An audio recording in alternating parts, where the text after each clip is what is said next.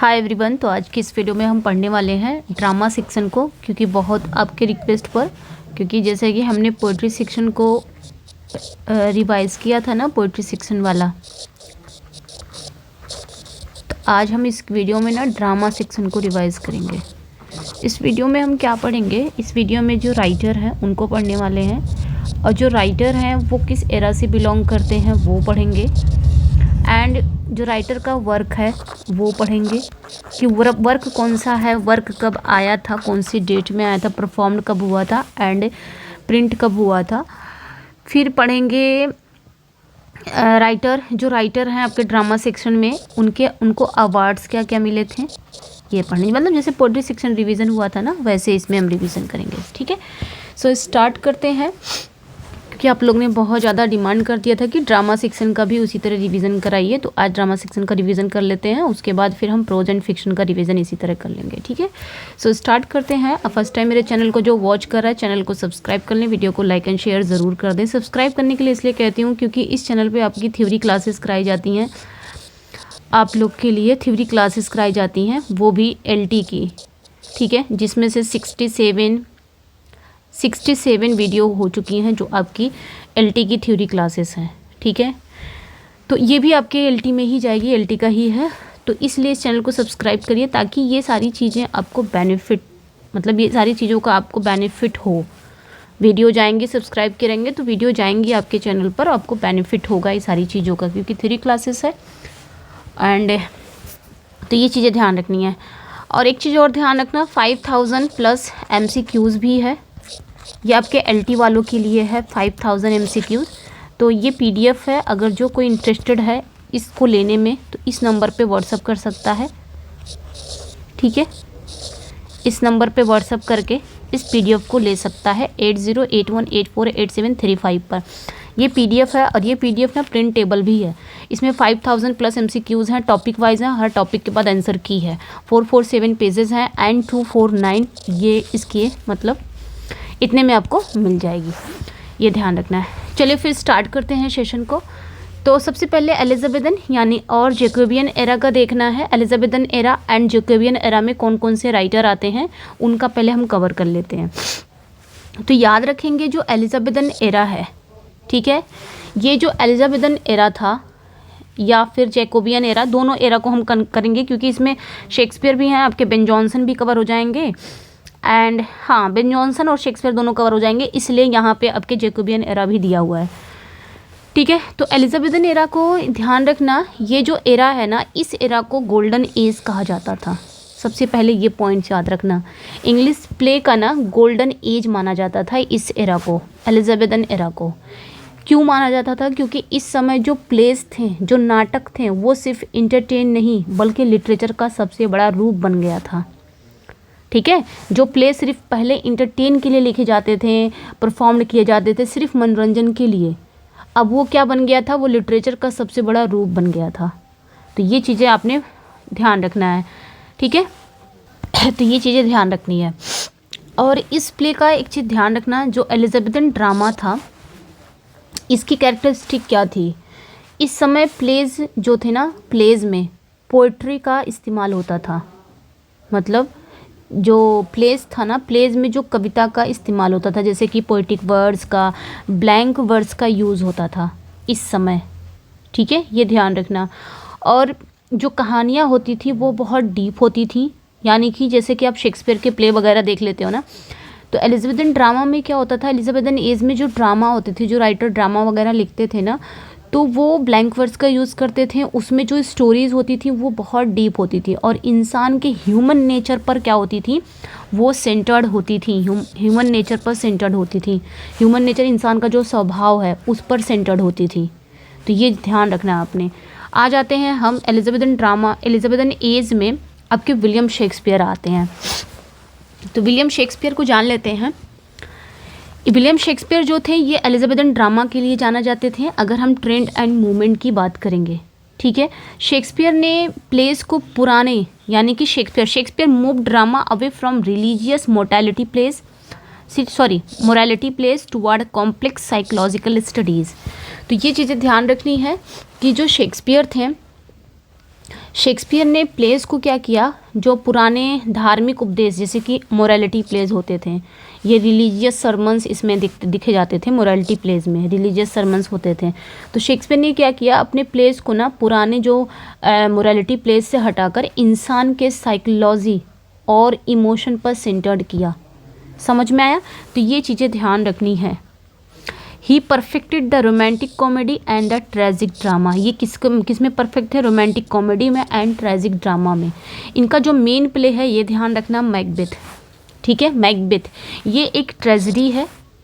ठीक है, ट्रेजिडी का एक बेहतरीन एग्जाम्पल है। इसमें दिखाया ये गया है कि कैसे हद से ज़्यादा जो एम्बिशन है, हद से ज़्यादा जो महत्वाकांक्षा है एंड गिल्ट। ठीक है, इसमें दिखाया गया कि कैसे हद से ज़्यादा एम्बिशन और गिल्ट इंसान को बर्बाद कर देता है, लाइक मैकबेथ। स्टोरी आपके दिमाग में होगी। इसमें दिखाया गया है, इसमें सुपरनेचुरल एलिमेंट्स को दिखाया गया है, लाइक विचेस को दिखाया गया, इसका भी यूज़ किया गया है। जो किसको पसंद था? किंग जेम्स फर्स्ट को काफ़ी पसंद था ये विचेस वगैरह की कहानियाँ। तो ये चीज़ें ध्यान रखनी है। तो मैकबेथ का ध्यान रखना। ठीक है, ट्रेजेडी है। दूसरे नंबर पे आ जाता है ट्वेल्थ नाइट। ट्वेल्थ नाइट जो है ये रोमांटिक कॉमेडी है। ये एक रोमांटिक कॉमेडी है और इसमें दिखाया गया क्या दिखाया गया, इसमें क्रॉस ड्रेसिंग दिखाया गया है। ठीक है, एंड मिस्टेकन आइडेंटिटीज़ दिखाया गया है। क्रॉस ड्रेसिंग जैसे कि भेष बदलना, लड़की लड़का बन गई, तो ये मिस्टेकन आइडेंटिटीज़, गलत फहमियाँ बहुत हैं। एंड द फेस्टिव स्पिरिट को दिखाया गया है, यानी कि उत्सव का माहौल भी मेन है। ट्वेल्थ नाइट में यही दिखाया गया है। तो ये चीज़ें ध्यान रखनी है। अगला जो इनका वर्क है, the merchant of Venice. The merchant of Venice जो है इसे ना ट्रेजिक कॉमेडी कहा जाता है या फिर इसे प्रॉब्लम प्ले भी कहते हैं। इसमें क्या दिखाया गया है, इसमें प्यार की कहानी तो है, इसमें रोमांटिक जो एलिमेंट्स हैं वो आपको मिलेंगे, प्यार की कहानी तो है, लेकिन साथ ही साथ इसमें शाइलॉक का कोर्ट केस बहुत ही सीरियस, बहुत ही डार्क है, बहुत ही कॉम्प्लेक्स, बहुत ही डार्क है। किसका? शाइलॉक का लीगल जो बैटल है इसमें। तो ये चीज़ें ध्यान रखनी है। ठीक है, इतना समझ में आ गया होगा। ये बस रिवीजन के लिए है जो ड्रामा सेक्शन का है। अब की डाटा याद रखना है आपको। की डाटा है कि इनका जन्म कब हुआ था शेक्सपियर का, तो अप्रैल 1564 एंड डेथ कब हुई थी, तो 23 अप्रैल 1616 में इनकी डेथ हो जाती है। इनको अवार्ड्स मिले थे कि नहीं मिले थे, तो ये भी याद रखना कि उस टाइम क्या होता था, आज जैसे अवार्ड्स नहीं होते थे। इन्हें जेंटलमैन की टाइटल मिली है, तो ये ध्यान रखना है, जेंटलमैन की टाइटल मिली। आज जैसे अवार्ड्स नहीं थे उस समय, ने तो शेक्सपियर को ना जाने कितने अवार्ड्स मिले होते हैं, है ना। तो ये ध्यान रखना। वर्क पब्लिकेशन की बात करेंगे तो मैकबेथ कब आया था, मैकबेथ परफॉर्म्ड कब हुआ था, 1606 में, एंड ये 1623 में फर्स्ट फोलियो में प्रिंट हुआ था, यानी कि पब्लिश हुआ था।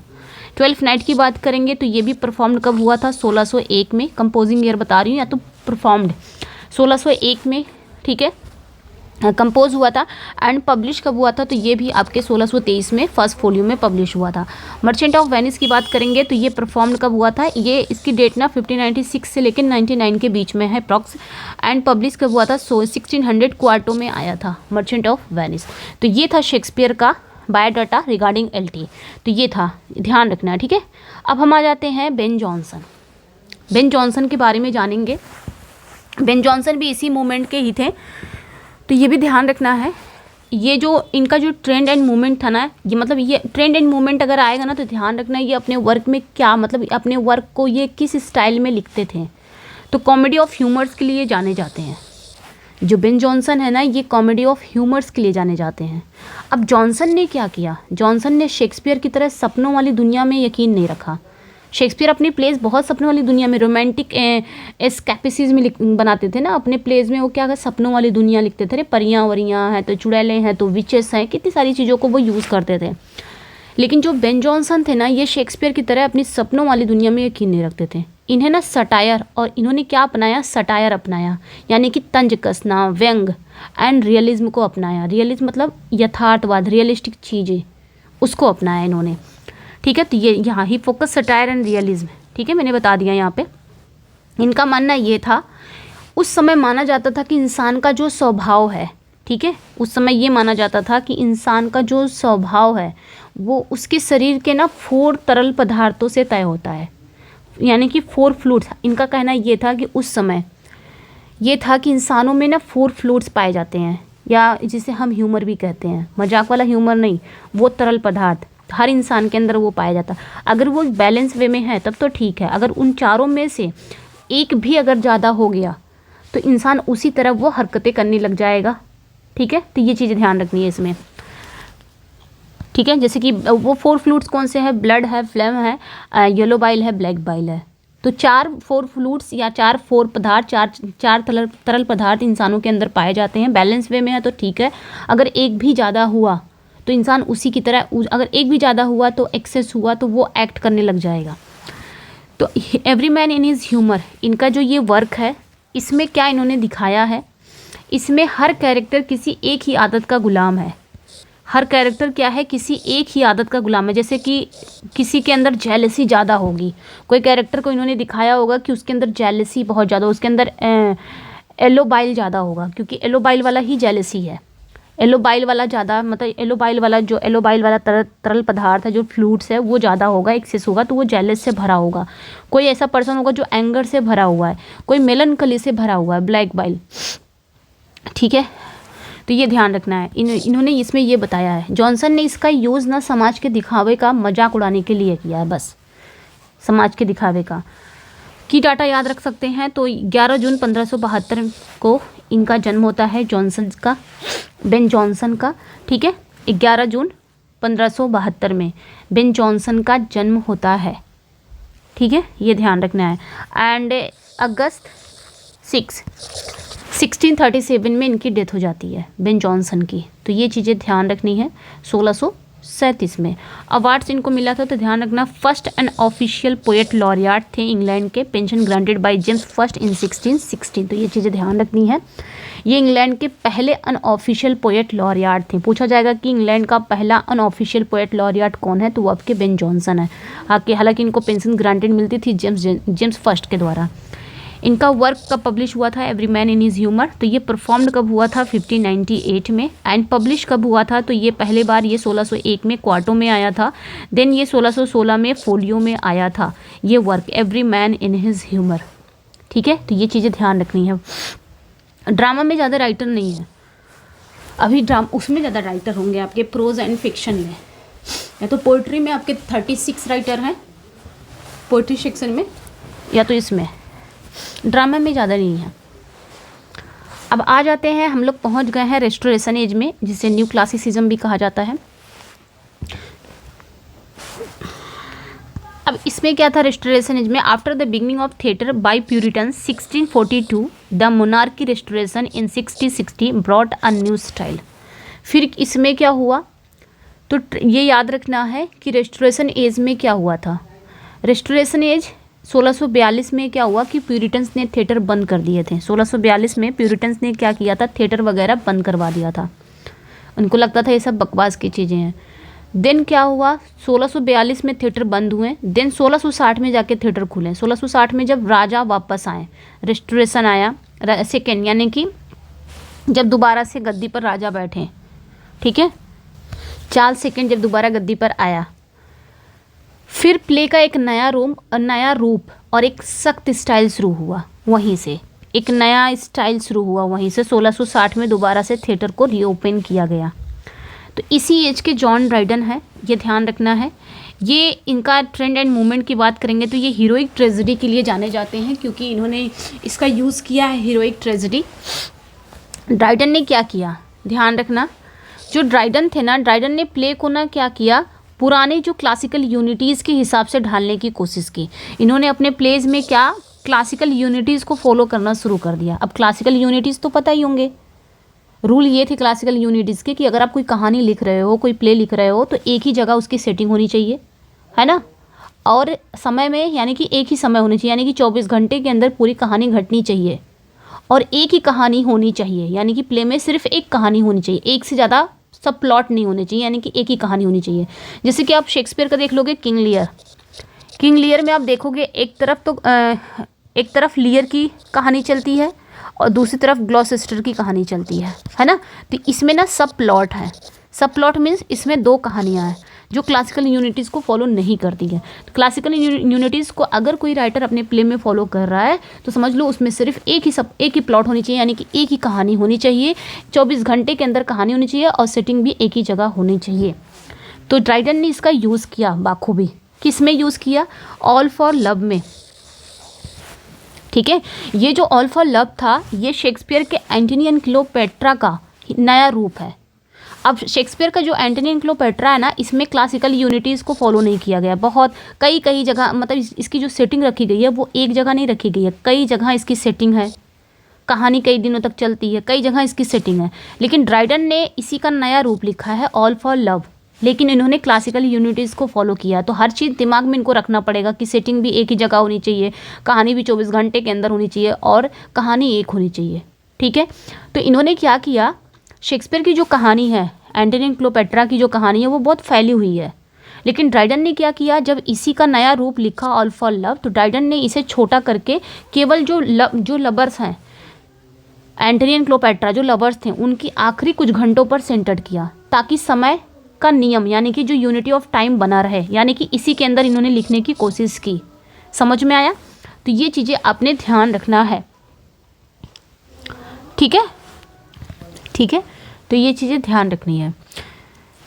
ओके, अब आते हैं हम नेक्स्ट पे। यहाँ तक समझ में आ गया होगा, ड्राइडन ने इसे छोटा करके केवल सिर्फ जो लवर्स थे उनकी आखिरी कुछ घंटों पर सेंटर्ड किया ताकि यूनिटी ऑफ टाइम बना रहे।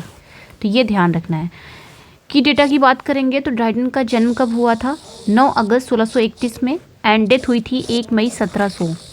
ठीक है, जब तक आपका वो एरा चल रहा था, क्या बोल सकते हैं, एज ऑफ ड्राइडन, यानी कि 1660 से लेके 1700, ये जो एरा था ये एज ऑफ ड्राइडन ही था। ठीक है, तो ये ध्यान रखना है। अवार्ड्स इनको मिला था तो ये फर्स्ट ऑफिशियल पोएट लॉरियाट बने थे 1668 में, ये आपने ध्यान रखना है। First unofficial poet laureate Ben Jonson, first official poet laureate या आपके जॉन ड्राइडन साहब थे। ठीक है, यह आपने ध्यान रखना है। इनका जो वर्क है ऑल फॉर लव ये परफॉर्म कब हुआ था? तो 1677 में हुआ था एंड पब्लिश 1678 में हुआ था। ठीक है, अब हम लोग पहुंच जाते हैं मॉडर्न एज पे। मॉडर्न एज जो था वो रियलिज्म एंड प्रॉब्लम प्ले के लिए जाना लगा। जो मॉडर्न एज था इसमें जो राइटर थे ना वो रियलिज्म पर लिखते थे। क्या हुआ कि 19th सेंचुरी में, ठीक है, 19th सेंचुरी के लास्ट तक जो प्ले थे वो कविता से हटकर आम बोल चाल में लिखे जाने लगे, यानी कि अब प्लेस को ना कविता यानी कि वर्ड्स से हटा दिया गया। आम बोलचाल जिसे हम प्रोज यानी कि प्रोज में लिखने जाने लगे, यानी कि राइटर क्या करने लगे, अब प्लेस को ना प्रोज में लिखने लगे, यानी कि अब फोकस किस पे करने लगे, अब फोकस राजा रानी पर नहीं था बल्कि जो सामाजिक मुद्दे थे, जो सोशल इश्यूज थे वो उठाने लगे अपने प्लेस में राइटर। ठीक है, तो इसी एरा के जॉर्ज बर्नार्ड शॉ हैं, जेबी शॉ, ये ध्यान रखना है। ये ड्रामा ऑफ आइडियाज़ के लिए जाने जाते हैं, एंटी रोमांटिसिज्म है।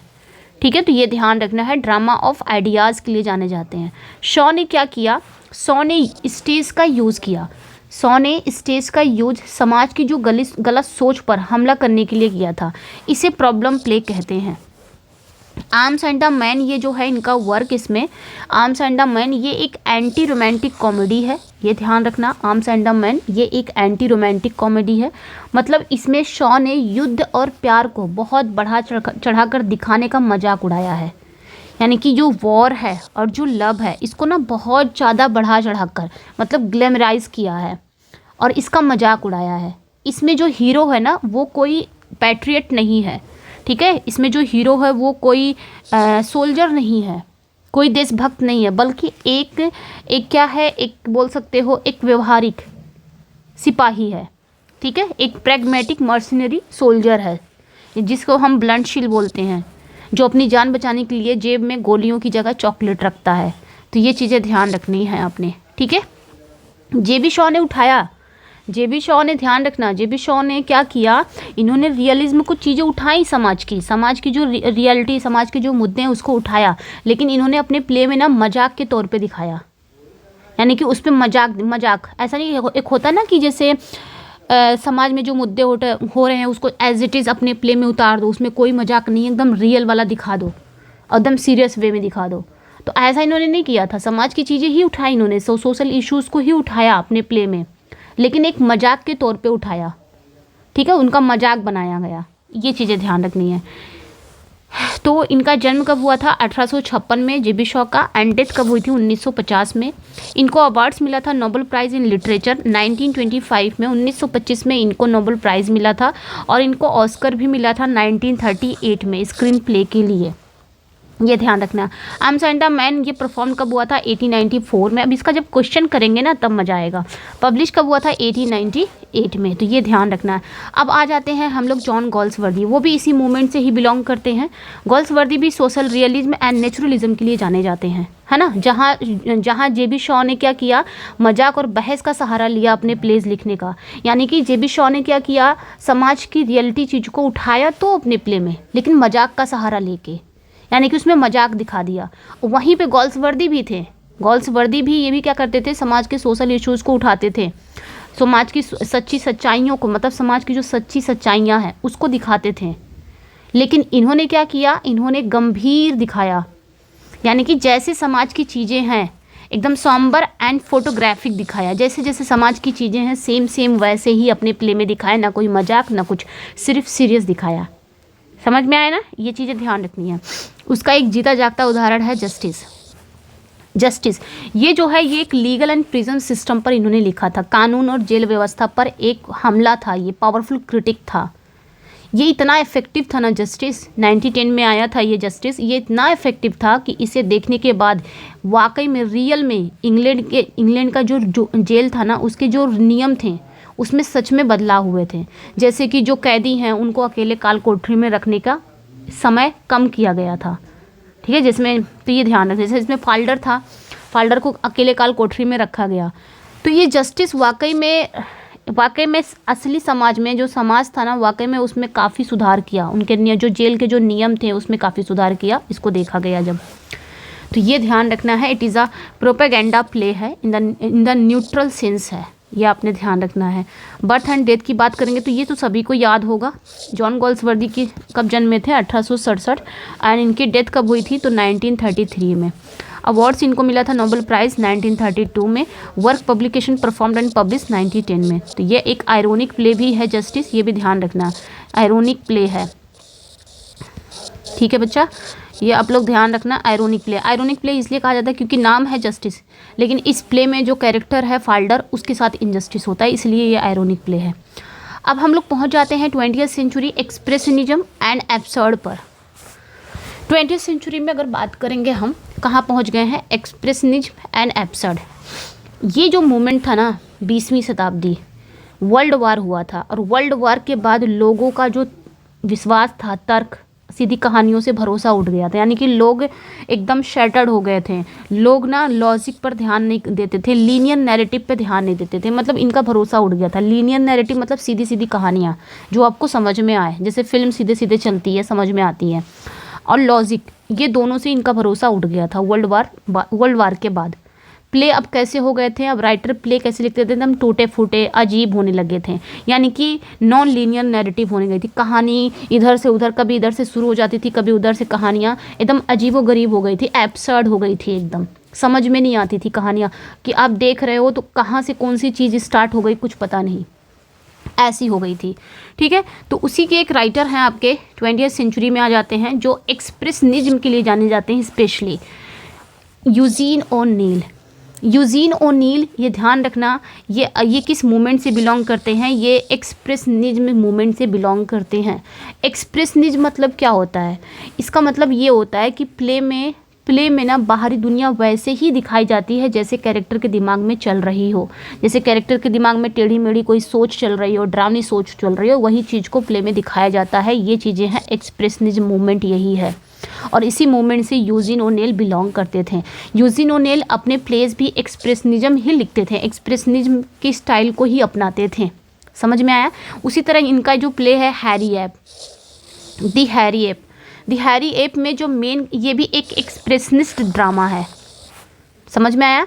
मतलब इसमें एक एक्सप्रेशनिस्ट ड्रामा क्या होता है, जो प्ले रहेंगे ना, प्ले में ये होगा, प्ले में जैसा कैरेक्टर के दिमाग में जो चल रहा है, उसके अंदर जो चीज़ें चल रही हैं वैसे ही प्ले में दिखाया जाएगा। ये होता है एक्सप्रेशनिस्ट ड्रामा, ठीक है। तो ये ध्यान रखना।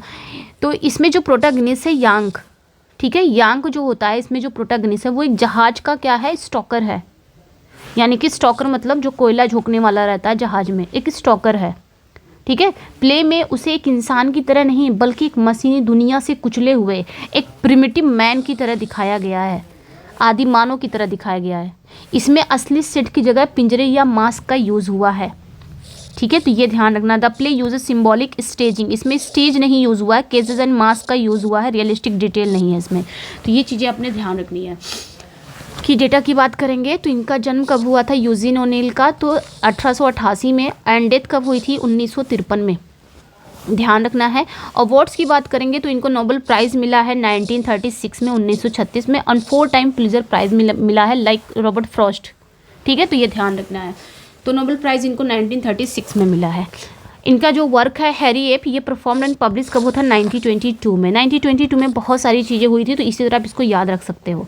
अब हम लोग आ जाते हैं, ये भी इसी टाइम इसी एरा के ही बिलोंग करते हैं, हैरोल्ड पिंटर।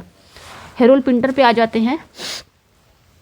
ठीक है, हैरोल्ड पिंटर जो थे ये किस मूवमेंट से बिलोंग करते हैं, तो कॉमेडी ऑफ मैनस के लिए जाने जाते हैं। कॉमेडी ऑफ मैनस यानी कि इनके प्लेज जो होते थे ना, ये कॉमेडी ऑफ मैनस स्टाइल में ही लिखते थे। तो पिंटर जो थे ना, जिसे थिएटर ऑफ एब्सर्ड भी कहा जाता था। ठीक है, तो पिंटर प्ले में क्या करते थे, बातचीत का तरीका मतलब पिंटर का जो प्ले होता था, जब ये प्ले अपने लिखते थे ना, तो इसमें जो कैरेक्टर होते थे ना, उनका जो बातचीत का तरीका होता था वो बड़ा अजीब होता था। यानी कि लंबे लंबे पॉजेस होते थे, खालीपन होता था, अधूरा होता था। जैसे कि बर्थडे पार्टी, मतलब कहानी आपको ना नॉन लीनियर दिखेगी, कहानी समझ में नहीं आएगी कौन सी कहानी कहाँ से स्टार्ट हो गई या कुछ नहीं समझ में आता। आप देख सकते हो कई ऐसी मूवी को उठा लो जहाँ पे आपको समझ ही नहीं आएगा कहानी क्या थी, एकदम बकवास मूवी थी, कहानी कहाँ से उठाया कहाँ ले जाके ख़त्म किया, बीच कहीं और से कोई और कैरेक्टर आ जा रहा है जिसका हमें कुछ पता लता नहीं है, तो बहुत ही एब्सर्ड टाइप का है। तो वही होती है comedy of menace. Comedy of menace क्या होता है, उसे कहते हैं theatre of absurd. Comedy of menace में क्या होता है कि इसमें ना एक डर रहता है, लंबे लंबे पॉजेज रहेंगे, कैरेक्टर जो मतलब ज़्यादा बोलेंगे नहीं, उनके जो डायलॉग होंगे कम होंगे, लंबे लंबे पॉजेज होंगे, और उनमें ना जो कैरेक्टर होगा ना उसमें एक हमेशा डर रहेगा, एक माहौल जो रहेगा वो डरावना रहेगा। खतरा क्या है वो कभी साफ बताया नहीं जाएगा प्ले में। जैसे कि आप बर्थडे पार्टी, मैंने पढ़ाया इसको, बर्थडे पार्टी में हम देखेंगे ये एक पिंट्रेक्स डायलॉग है, पॉजेस है, साइलेंस है, नॉन स्क्वैटर्स है। यही है आपके कॉमेडी ऑफ मैनर्स की कैरेक्टरिस्टिक। ठीक है, इसमें क्या होता है बर्थडे पार्टी में, ये जो प्ले है ना एक साधारण बोर्डिंग हाउस से शुरू होती है कहानी, जहाँ पे आपको सब समझ में आएगा, लेकिन माहौल जो एटमॉस्फेयर है वो डरावना तब हो जाता है जब इसमें 2 अजनबी आते हैं, 2 स्ट्रेंजर आते हैं, गोल्डबर्ग एंड मैकन, और इनके बारे में कुछ बताया नहीं जाता, ये कहाँ से आग टपके कुछ पता नहीं। तो कॉमेडी ऑफ मिनट्स में खतरा क्या है ये कभी साफ बताया नहीं जाता, बस सिर्फ डर फील होता है, डर महसूस होता है। समझ में आया? तो इनका जन्म कहाँ मतलब कब हुआ था हैरोल्ड पिंटर का, ये ध्यान रखना 1930 में। डेथ कब होती है 2008 में। अवार्ड्स की बात करेंगे तो इनको भी नोबेल प्राइज़ मिला था 2005 में। दी बर्थडे पार्टी परफॉर्म कब हुआ था 1958 में। पब्लिश कब हुआ था 1959 में। काफ़ी कुछ याद करना रहेगा, मैं इसको ना हम प्रैक्टिस कर लेंगे। आर्थर मिलर हैं, उसके बाद आपके आ जाएंगे गिरीश कर्नाड, ख़त्म हो गए हैं, तो ड्रामा सेक्शन में कमी थे। आर्थर मिलर की बात करेंगे। आर्थर मिलर ये किस मूवमेंट से बिलोंग करते हैं, ये सिलेक्टिव रियलिज्म है, यानी कि ट्रेजेडी ऑफ कॉमन मैन जो आर्थर मिलर हैं। ठीक है, ये ध्यान रखना है, आर्थर मिलर की बात कर रही हूँ। तो बात करेंगे मिलर जो थे ना, मिलर वो अमेरिकी परिवारों की कहानियों को क्या करते थे, ग्रीक ट्रेजेडी जैसी सीरियसनेस देते थे। यानी कि अमेरिकन जो फैमिली है, अमेरिकन फैमिली की कहानियों को क्या करते थे, उसमें यूनानी प्लेस की जैसे ग्रीक ट्रेजेडी होती नहीं थी, जैसे ग्रीक ट्रेजेडी वैसे ही ये क्या देते थे, उसमें वैसे ही गंभीरता देते थे, एकदम ग्रीक ट्रेजेडी जैसा बनाते थे अपने प्लेस को, अमेरिकन फैमिली। ठीक है, अमेरिकन फैमिली की कहानियों को एकदम ग्रीक जैसे ट्रेजेडी देते थे। ये ऐसा लगता था कि ग्रीक की ट्रेजेडी चल रही हो। जैसे इनका एक वर्क है All My Sons. All My Sons ये एक अमेरिकन ड्रीम ही है, यानी कि इसमें क्या एक अमेरिकन ड्रीम की आलोचना है। इसमें एक फादर है, ये ग्रीक ट्रेजेडी मतलब it follows the structure of Greek tragedy. Greek tragedy के स्ट्रक्चर को इसमें फॉलो किया गया है, क्योंकि इनका काम ही था, आर्थर मिलर ऐसे ही करते थे। जब भी ये लिखते थे अपनी कहानियाँ तो अमेरिका परिवारों की कहानियों को ये क्या करते थे, ग्रीक ट्रेजेडी जैसा गंभीरता देते थे।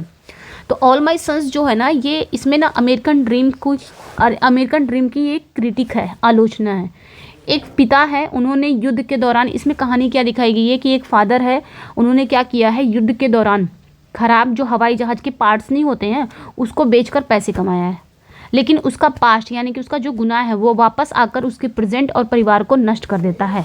उसके बेटे की भी डेथ हो जाती है, काफ़ी कुछ हो जाता है। तो बर्थ एंड डेथ की बात करेंगे तो ये आर्थर मिलर की जो बर्थ हुआ था वो 1915 में एंड डेथ कब हुई थी 2005 में, ये ध्यान रखना है।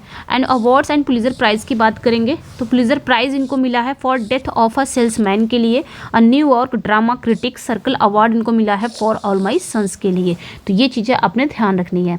All My Sons performed and publish कब हुआ था 1947 में, ठीक है, ये आपने ध्यान रखना है। अब हम आ जाते हैं Indian drama in English the theatre roots.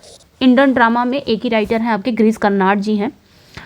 And Indian drama में अगर हम आ जाएं, इंडियन इंग्लिश जो ड्रामा है, आज़ादी के बाद क्या हुआ, जो इंडियन प्ले राइट थे उन्होंने अपने जड़ों की ओर लौटना शुरू किया, यानी कि अपने रूट्स की ओर उन्होंने आज़ादी के बाद जो भारतीय प्ले राइट थे वो अपने रूट्स की ओर लौटना शुरू किए। इसमें से एक आपके गिरीश कर्नाड जी थे, ये किस मूवमेंट से, ये थिएटर ऑफ रूट्स के लिए जाने जाते हैं, ठीक है, theatre of roots.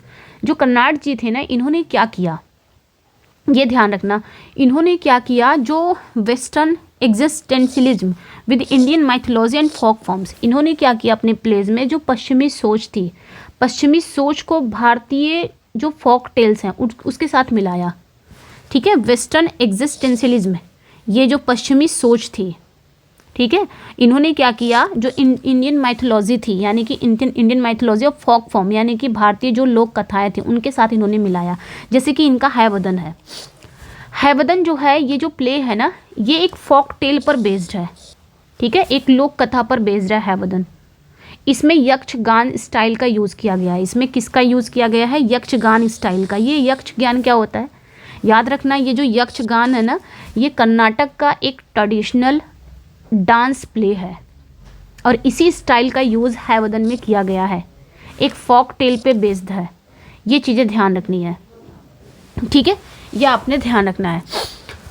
And Thomas मन का द ट्रांसपोज्ड हेड्स, ये भी चीज़ें ध्यान रखनी है। इसमें यक्षगान का यूज़ किया गया है, फोक थिएटर स्टाइल, मास, कोरस, लॉर्ड गणेशा पूजा, यही सारी चीज़ें इसमें होती हैं। तो यक्षगान स्टाइल में लिखा गया है। यक्षगान मैंने बताया कर्नाटक का एक पारंपरिक नृत्य प्ले होता है, उसका यूज़ किया गया है। जैसे इसमें क्या होता है, यक्षगान में क्या होता है कि जिसमें मास्क का यूज़ होता है, गणेश पूजा होती है, तो वह इसी पे बेस्ड है हैवदन, तो इसमें भी वही चीज़ें दिखाई गई हैं, ठीक है। और ये जो कहानी है हैवदन ना, ये आइडेंटिटी के बारे में है, आइडेंटिटी के इस क्राइसिस के बारे में है कि इंसान की पहचान ना उसके सिर से होती है या शरीर से। इसमें यही दिखाया गया कि इंसान की पहचान उसके सिर से यानी कि उसके दिमाग से होती है या शरीर से।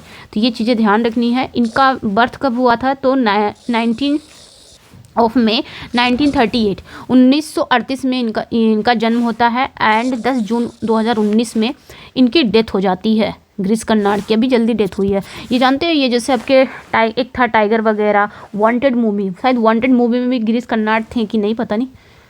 गिरीश कर्नाड ना, एक था टाइगर, जैसे सलमान खान की जो मूवी है गिरीश कर्नाड, उसमें ये थे। कई लोग मतलब कई मूवी में इन्होंने काम भी किया है।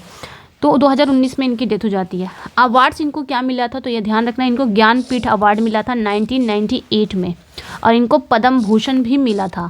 कब, 1992 में, 1992 में। पद्म श्री भी मिला था 1974 में। तो ये चीज़ें ध्यान रखनी है, काफ़ी इंपॉर्टेंट है। इनका जो वर्क है पब्लिकेशन हैवदन, ये कब पब्लिश हुआ था, ये 1971 में पब्लिश हुआ था और ये दो में आया था। मतलब पहले ये कन्नड़ लैंग्वेज में आया था 1975 में। 1975 में जब ये पब्लिश हुआ था ना, तो कन्नड़ लैंग्वेज में आया था। उसके बाद ये सॉरी यहाँ पे एक मिनट 1971 में ये कन्नड़ लैंग्वेज में आया था, ठीक है, और 1975 में इंग्लिश लैंग्वेज में आया था, इंग्लिश ट्रांसलेशन इसका हुआ। तो 1971 में जब आया था ना हैवदन, पब्लिश हुआ था, तो कन्नड़ लैंग्वेज में था। बाद में इसको ट्रांसलेट किया गया और आया था ये दोबारा 1975 में। तो ये था भाई ड्रामा का पूरा सेक्शन, मैंने कंप्लीट करा दिया, रिवीजन करा दिया, अवार्ड्स के साथ, राइटर के साथ, उनके बर्थ, डेथ एंड उनके वर्क कब आए, किस एरा से बिलोंग करते हैं, ये सारी चीज़ें, कौन सी किस एरा में क्या क्या चीज़ें राइटर ने किस पे ध्यान दिया है, कौन से मूवमेंट से बिलोंग करते थे, ये सारी चीज़ें मैंने इसमें पढ़ा दिया है। कैसा लगा अपना फीडबैक ज़रूर दीजिएगा। मिलते हैं नेक्स्ट वीडियो में। Thank you for watching. आज वीडियो थोड़ी लेट मिली क्योंकि मैं थोड़ा बाहर हूँ, अपने घर पे नहीं हूँ इसी वजह से, ठीक है। लेकिन वीडियो मिली है लेकिन लेट ही मिलेगी, ठीक है। कैसा लगा अपना फीडबैक ज़रूर दीजिएगा। मिलते हैं नेक्स्ट वीडियो में। Thank you for watching, bye bye. और इसका पीडीएफ चाहिए ना तो आप मेरे टेलीग्राम पे जुड़ जाइएगा, वहाँ पे पीडीएफ मिल जाएगा। मैं पीडीएफ जो भी कल पढ़ाया है, कल परसों में जो भी पढ़ाया है, मैं पीडीएफ भी जल्दी सेंड कर दूँगी, ठीक है। चलिए फिर मिलते हैं नेक्स्ट वीडियो में। Thank you for watching, bye bye.